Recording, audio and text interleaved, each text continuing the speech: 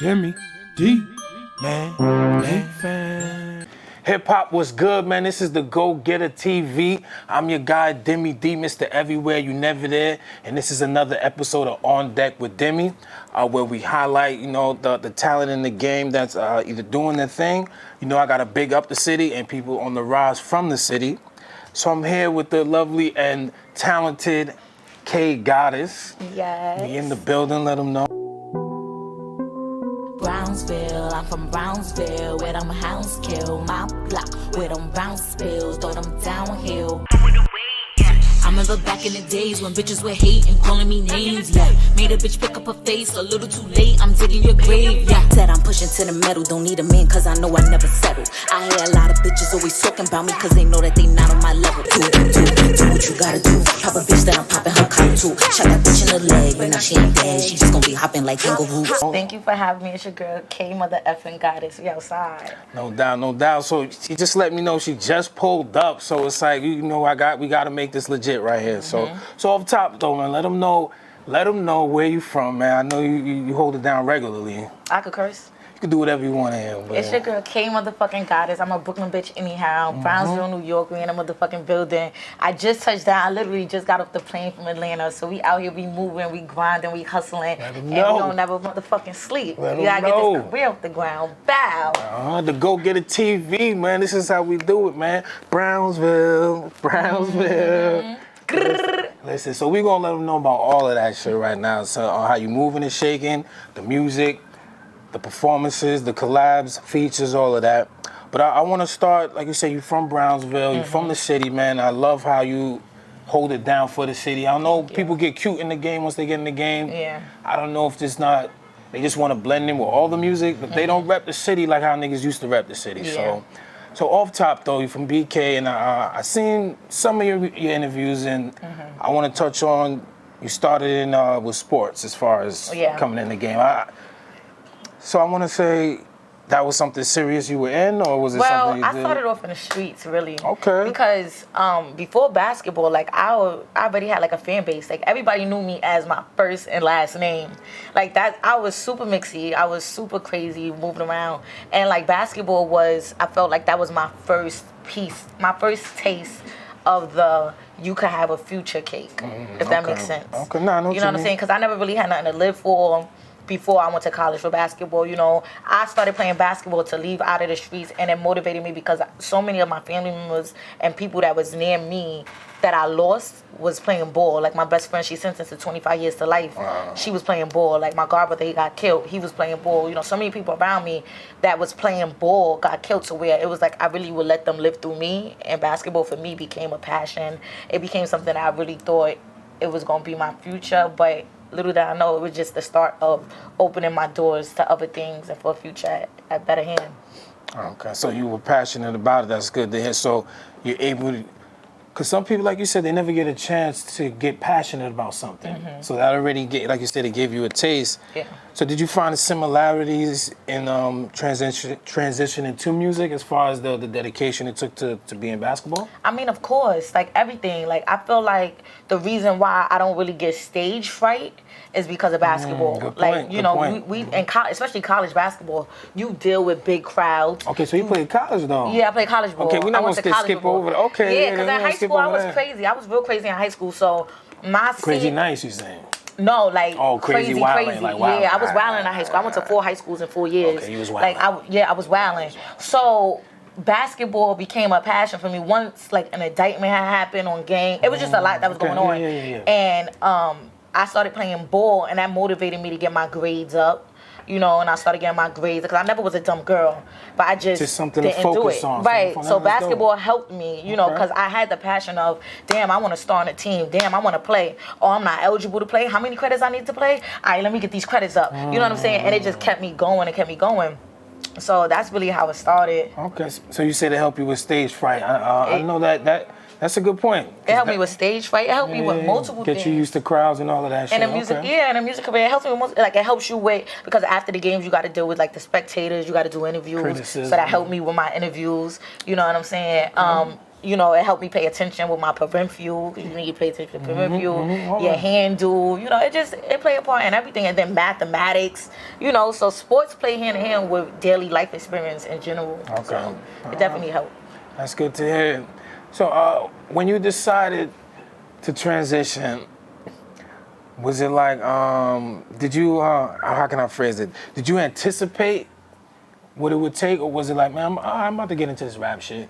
Or did you like really anticipate and come in ready to go? Or was it like, yeah, I'm about to get into this rap shit? No, so the way it happened was, because I was playing basketball, and then shortly after playing ball, I had started working in a strip club because I was a broke college student.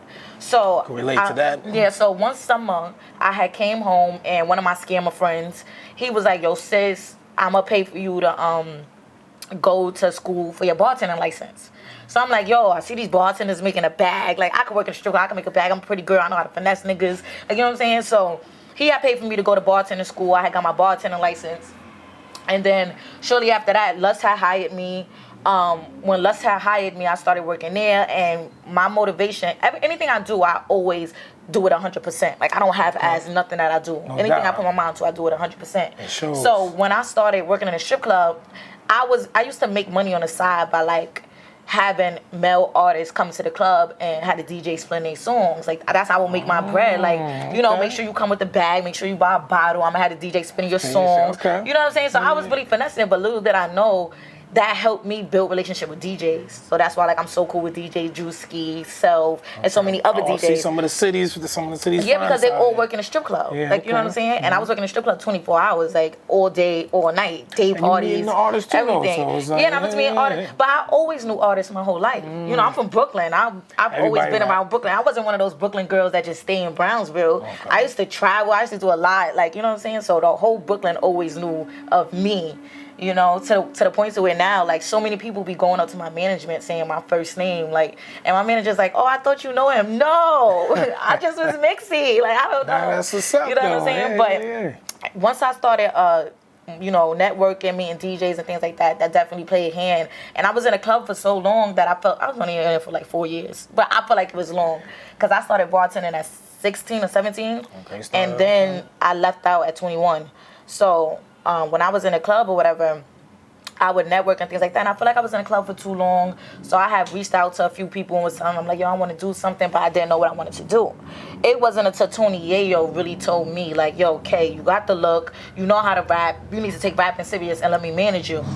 And that's how it started with Tony Yayo. So before we get to the Yayo, then at this point, what kind of rapping you doing? You freestyling? You writing shit here and there? I'm writing. You got a song or two? Straight writing? Straight writing. Verses and bars? Straight writing. Okay. Pop a bitch that I'm popping her cock too. Shot that bitch in the leg, but now she ain't bad. She just gon' be hopping like kangaroos. Swinging like Jackie Rob, yeah, I'm swerving this traffic like Jackie Rob. If I ever go broke, I know how to rob. I used to straight write, yo. Okay, so that makes sense for him to come and say that. So what was when you say, okay, now I'm serious, what was the first step that you took? I mean, I was always serious because, you know, my motivation to doing music was my grandmother. My grandmother had got sick, and I really felt like, my grandmother's my heart. So when she got sick, I really felt like, damn, my grandmother about to die, you know, God forbid, but that's how I felt. So I'm like, yo, I gotta make something happen now. I gotta show her a better life now. So I came in the game hungry. Like with Yayo, I was like, yo, don't play. Like this is what's going on in my life. You know what I'm saying? I've always been serious, but, you know, I came to like certain breaking points where when I really knew, like, this is for me, like, I'm gonna continue doing this is the day. Like, I wrote a verse. And the way I wrote the verse, when I went in there to say it, wasn't the same way I had envisioned it in my mind. And I started crying in the studio. And that's when I knew. I'm like, because I don't cry for shit. You know what I'm saying? I do not cry. That means you're serious. You know what I'm saying? So when I cry, I was just like, yo, I'm going all the way with this. I ain't stopping. And I just kept going and going and going and going and going. And we here now. Okay, so what would you say was the most difficult part as far as once you really started going on that road, like you said? What you mean? As far as, you know, because you know it's many different angles. It's the recording, it's like you said. But you know what it is? I guess the transition for you, like you already stated, is smoother for the average person. Because it's not getting used to doing interviews. It's not getting used to staying out late. It's not. Yeah. So, all right, so, Yeah, I had that advantage. Yeah, I was so it's working at a smooth. nightclub, Okay, yeah, because that makes more sense. So what I want to get into then is, what would you say is your, not your like very first song, but like what would you say is your first song that you felt like, Whipping Excursion. Whipping Excursion is a video for that too? That's how my fan base started. Okay. Yeah, it's a video to it. Bitches ain't worth it. They not. Better yet, come and see me in person. Where you at? Bitches in the trap, got them cooking and serving. Flip it, huh? Headshot. I actually shot 2 videos to that song. It was the first song I actually released, but it was a remix to a UK artist named Giggs, and he's really big in the UK. He's like the landlord in UK. And Giggs, I had did the remix to it. The idea was my ex idea, and I had did the remix to the song. And when I did the remix, we shot 2 videos to it because I didn't like the first one. I felt like the first video was was doing too much. So we reshot the video, and we reshot the video like within the same week. Where did you shoot it at? The first video I shot it in Jersey. The second video I shot it in Atlanta. Oh, shot it in Atlanta. That's crazy. Fast forward, look, I'm traveling in Atlanta. Listen, hey, been calling you. Right. That's God. But the second video I shot it in Atlanta, and I uploaded it for Halloween. Okay. It was Halloween I uploaded it for, and it was just the way it happened. I uploaded the video. I posted on Instagram. I tagged the artist Giggs, remix from Giggs' song. Tagged him, and I think I took a shower or something, and my ex-mother was cooking food because we was at her crib in Atlanta. And I went to go eat, so we sat down on the couch with our place to eat, and next thing I know, I check my Instagram, and I see mad UK flags and stuff like that under my stuff. And I'm like, and then I see Giggs followed me, and then he reposted it.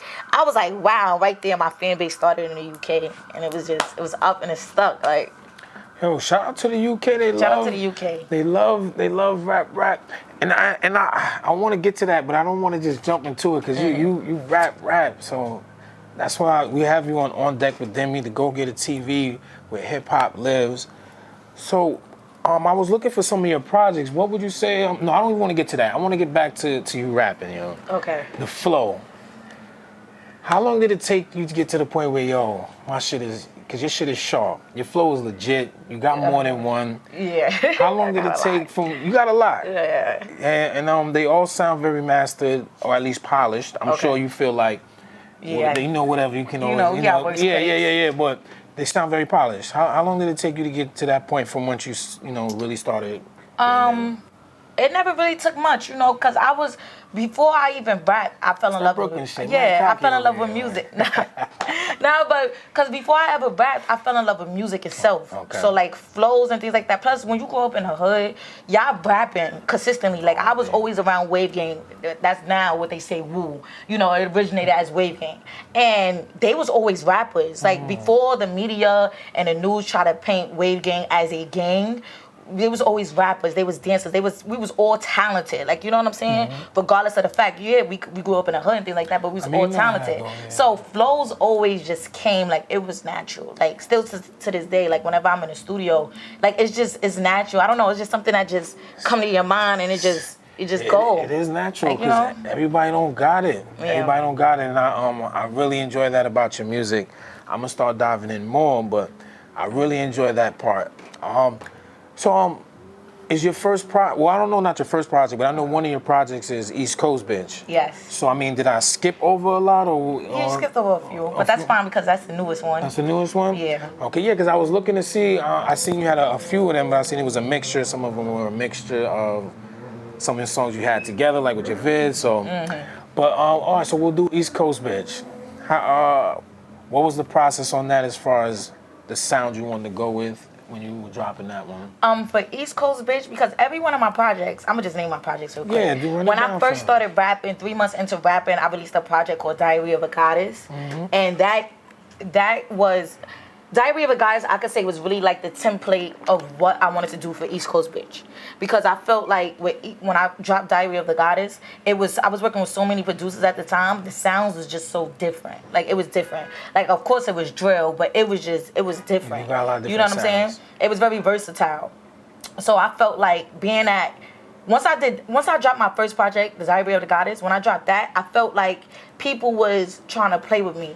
as if I didn't know how to rap because it was so many flows, there was so many different beats, there was so many different voices I would use. So it was more like, okay, she's trying to be a pretty pop rap or whatever the hell. They try to put me in a box. Gotcha. You know what I'm saying? So I'm like, wait, hold on, stop playing with me. So then you know what I'm saying? So then I started rapping, like, y'all gonna stop playing with me. I'm gonna make y'all respect my shit first, and then I'm gonna get back to my versatile shit. Like, you know what I'm saying? Yeah. So I dropped Diary of a Goddess 3 months into me rapping. Then I was rapping for a few years or whatever, and my Instagram page I got deleted. When my Instagram page I got deleted, for that whole year, I was doing nothing but performing in New York. So when I was performing in New York, all the songs I would perform, when my page came back, I just dropped those songs on a tape called Big Goddess V1. And that tape did amazing. That tape is actually the reason why I'm verified on Instagram to this day. Because the promotion I did behind it, like I had hired a street team. We had went down to Manhattan. We had made poster boards. We was holding the poster boards up. Like I was interviewing people, having them listen to my music, mark it down whether they like it or not. Right. So I was really doing a lot of marketing. Like, you know, I've always been a mastermind behind my marketing. So after that, I dropped Big Goddess V1. Then after Big Goddess V1, I dropped the Arrival. The Arrival was more so of just the New York sound itself. Because, you know, we just lost Pop Smoke. I was dropping Bobby and Rowdy in there because that's when we just heard Rowdy on the Pop Smoke song. Like, it was just a lot for the culture. So I dropped the Arrival, and that was me basically announcing, like, K Goddess is here. I'm not going nowhere no matter what I go through. Because I broadcast a lot of my life on Instagram. So on social media in general. So I was like, you know, no matter what I go through, I'm still here. I'm not going nowhere. The Arrival, the goddess has arrived, period. And so then before you go to the next one, though, so what were some of the songs? Because you got a lot of I guess you could say singles, a lot of videos. What were some of the songs from those two projects that you were pushing them with those? You see, the thing, those projects, I only dropped probably like 2 videos. I wasn't dropping videos. I just started dropping videos because now I'm at the point to where people got to see me. Like, you got to see me, you got to see me, you got to see me. But before, I wasn't really dropping videos, and I feel like that was a big issue. But now I drop videos, and it's lit. We outside. No, and they're creative too. I direct all my videos. Do you now? Yes. Okay. Well, shout out to you because they all dope. I gotta say, because I want to have a segment in the interview where we just breeze through them. So you have one I really like was the Actress one. Thank you. So how did you come up with the concept with that one? Actress, I always knew I wanted to do a one-shot video. I always knew how I wanted to do it. I just didn't know how I wanted to do it. And I'm one of those artists that I put a lot of pressure on myself. So with Actress, it was so last minute. I recorded Actress in Atlanta. I had recorded it on a tour bus. It was a tour bus turned into a studio. Okay. That's dope. Yeah. And when I recorded it in Atlanta, my manager, because I wasn't sure about Actress at all. Like, at all. Like, I did not like Actress. I was like, no, I don't like it. The bars sound too... The song itself. Yeah, the song itself. I was like, I don't like it. I was like, the bars sound too kiddish. Like, I was like, it's not bars. And my manager, he's on a bus dancing. He like, what you talking about? Like, I am, you that bitch. Like, you know what I'm saying? Yeah. So he made me, like, really fuck with it.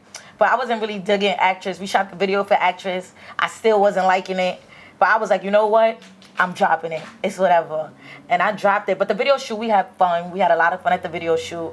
And I dropped the video, and everybody, like, that's a fan favorite, Actress. I mean, it's dope. I mean, all your videos since looks like you're enjoying yourself. I seen, what was it, Execution. You have the Friends. You have a lot of ones. Yeah. 60 Seconds. Facts. So I want to ask which two can you say came out exactly how you wanted it, since you know how particular artists can be? I say Jackie Robinson. That's another dope one. I want to get to that one too. Thanks. Swinging like Jackie Rob, yeah, I'm swerving this traffic like Jackie Rob. If I ever go broke, I know how to rob. Been on this rap shit, I don't got a job. Swinging like Jackie Rob, yeah, I'm swerving this traffic like Jackie Rob. If I ever go broke, I know how to rob. Been on this rap shit, I don't got a job. I say Jackie Robinson, and damn, all my videos is good though. Dope. The Browns. Jackie Robinson, Ghost. Ghost is dope. I did Ghost. Yeah, the 444 freestyle. 444. Ooh, all my videos is hard. Yeah. You know what I'm saying? Friends was fun. Friends was. I had a lot of fun on Friends. Friends, I really sat down and I really wrote a treatment of Friends. Okay. So how do you decide when you good. Clownery? Yeah, that's good. yeah. I did Clownery because I had got 6 billboards. I had got 3 in New York and I got 8 billboards. 3 in New York. Let them know. And 5 in Atlanta. Facts. Okay, so wow, I'm in Atlanta a lot. You frequent in Atlanta. I'm in Atlanta a lot. I mean, hey, listen, that's where we move at. But I'm in Atlanta that much. So how do you decide when you want to write a whole treatment for it? Does it depend on the song or whatever mood you're in? Before, it used to just be like solely me. But, I have a team now. And I started like trusting my team. Good. So now I trust their opinion. But they know, like my team knows, like if it's the way that I respond to certain things. Like first I ask them, like, do you like this? Do you like this? They give me their feedback. And then they know, like, if I'm bugging them too much, I'm like, nah, I'm about to shoot this. They just like, okay, let's go. Like, you know what I'm saying? But they know if I'm just like chill on something. Like before, I used to just record songs and be like, I'm dropping this. Now I'm comfortable with, okay, this is another one in the stash. That's what's up. We'll figure it out when we about to shoot it, so. Yeah, that my team helps, yeah. Get you to that next level. But you got to count on your team, have a strong team, and, make sure the team don't never start slacking. That's a fact. But, so I see, again, you working hard. That's why I want to point out a lot of this shit, because like you said, I'm sure people, like you said, they try to sometimes slight you or talk whatever shit, because, they want to be in your spot, or they might feel like that you don't deserve your spot. But it's a lot of work going on your side.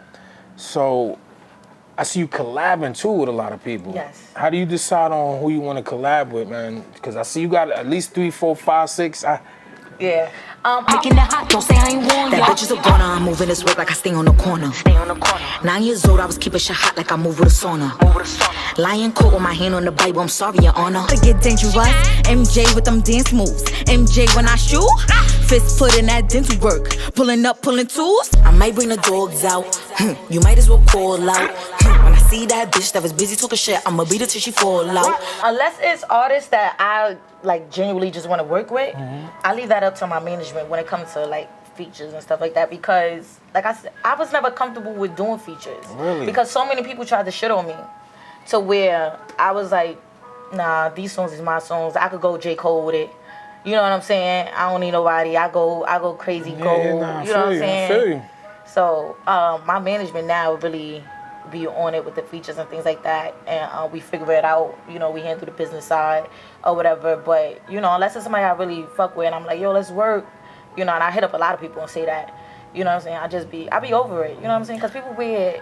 You know how the game is. You know how the industry is. So that's why I asked too, because I know it's a process too when you're working with a lot of people too, but still trying to keep your space and all that shit too. So again, shout out to you, gauging a lot of the shit in this game, keeping the work going. So right now, your latest singles are with Jackie Robinson. 444. 444. Trust Nobody. Trust Nobody been out for a year. Yeah? Yeah. Trust Nobody is on the Arrival, I believe. Okay. Yeah. Trust Nobody's been out for a year. And I shot the video. I actually shot the video probably like 7 months ago, 8 months ago. Okay. But what happened was my camera guy, my videographer, he had caught COVID and he had it really, really bad in the hospital. Wow. Like, yeah, he had went in a coma and everything. So I wasn't able to get the video, and I understood.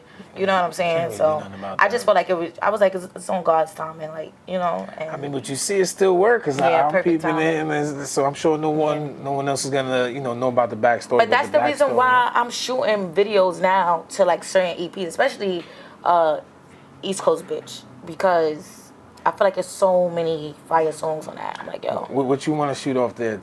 Let me see if you're going to shoot my joint off there. No, you tell me what's your joint. I ain't telling you.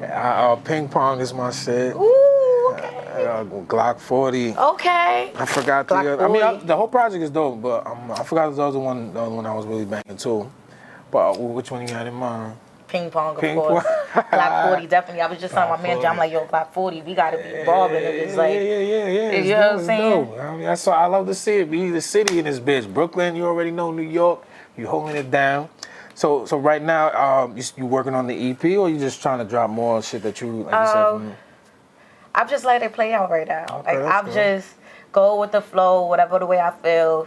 I just shot a video the other day, so I have a few videos in the stash. And I'm just going with the flow. I'm traveling a lot right now. I'm about to go back on tour.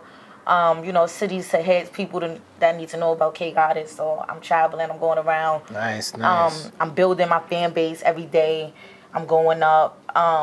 You know, and I'm just dropping singles there and there, here and there, whenever I feel like it's the perfect timing, because I feel like I've been in the game long enough to where I studied it. So I know at certain quarters when to drop certain shit. Like, you know what I'm saying? Like, Trust Nobody, I hit it at the right pocket. Like, you know, it's about hitting certain pockets, and you just got to study the game from your view, from where you looking at. Don't study the game from my eyes. Study from your eyes. Talk to him. You know what I'm saying? Study it from your eyes, because everybody's blueprint is different. So, but yeah, you gotta sit back, study the game, figure out where you fit in that, and how to move and how to conduct yourself, and always be prepared for the worst. In this game, you gotta be prepared for the worst. So, yeah. Nah, that was well said. That's hard. I don't even know how to follow up, but for real, because that's some. For real, that's some real shit, and a lot of people sleep on that. They think it's all about the fun part, and clearly, you understand the whole side of it. Yeah. So, what would you say is the most surprising part to you as far as the game, meaning how much work it may have took, or how things can go from good to bad, or no, rather from bad to good real quick, you know? I mean, but life is always obstacles, you know what I'm saying? But I'm more surprised within myself on how I grew patience for it, because I didn't have no patience. See, that's a beautiful thing. Yeah, I didn't have no patience. Like, if you would have, like 3 years ago, I need to get rich now. I need it to happen now. Not understanding the process is happening. You know what I'm saying? The process is happening. So I would say that, and that's about it. Anything else this shit is just regular life shit. You just gotta play chess. That's it. That's real talk. So before we close out, I just want to ask a couple of music questions. You know, you're on the rise right now. So what would be 2 dream collabs for you right now? 2 dream collabs. Yeah, don't give me 2 generic Brooklyn. You can't see my feet, right? Nah, your feet good. Your feet good. 2 dream collabs. 2 dream collabs. Rappers. Rappers? Rappers. Yeah. From where? I was wondering. All right, what level? Wait, like we could start from underground? from in the game on, whether they're underground or Drake. Okay. And Nicki. Drake and Nicki? Yeah, it's only right. Drake and Salute Nicki. Queens in the building. You already know Brooklyn and Queens. And Canada. Shout out to Canada. Salute to Canada, my Ontario people. Listen, man, the UK and Canada show hip hop mad love, so I'm trying to tap into that shit too. So coming up too, that's what I really wanted to ask you too. You said you into music and coming up. Who were some of the artists that you were into? You would say like. Biggie, that's my favorite rapper. Okay. Biggie's my favorite rapper of all time. Salute. Like, all time. I love me some Biggie. Jay-Z, Nicki, Lil' Kim. Ooh, yes. Shout Remy. out to Kim, I listen to everybody. Okay, Remy barely I get listen mentioned. to everybody. Yeah, Trina. Okay, Trina dope. You know what I'm saying? I listen to Paul Wall. Like, I listen to all type of music. Like it shows though. It shows in your music. So yeah, salute to you. All right, so you have it here. K Goddess. Before we tap out, you want to salute to anybody or give any last words or? We outside. I'm a Brooklyn bitch anyhow. Bow, K motherfucking Goddess. Make sure you follow me on all social media platforms at K Goddess Official, except for Twitter's at She's the Goddess. Make sure you tap in K space GODDESS on all streaming platforms. Go stream right now because support is free.